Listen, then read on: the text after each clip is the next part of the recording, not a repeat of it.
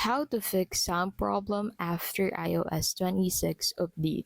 If your iPhone sound stops working after the iOS 26 update, you can fix it by checking the volume settings first. So first, go ahead and check the basic settings.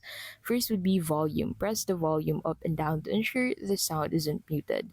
Second would be the silent mode. So toggle the mute switch or check the control center, focus, and silent mode.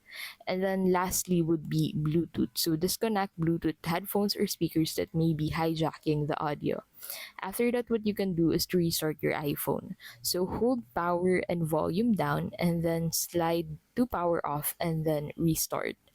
Third would be to reset sound settings. So open your settings and then scroll down and look for the sounds and haptic settings and then click on it to open it. So once you have opened it, go ahead and toggle the change with buttons on and adjust ringtone and alert slider to test sound output.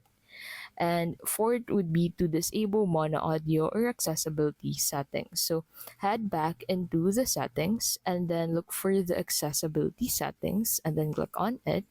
And then from the accessibility settings, click on audio or visual and ensure mono audio is off and balance slider is centered. Turn off headphone safety if it's limiting volume.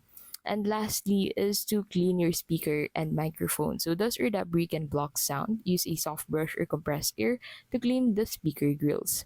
Avoid sharp objects that may damage components. And that is how you can basically fix sound problem after iOS 26 update.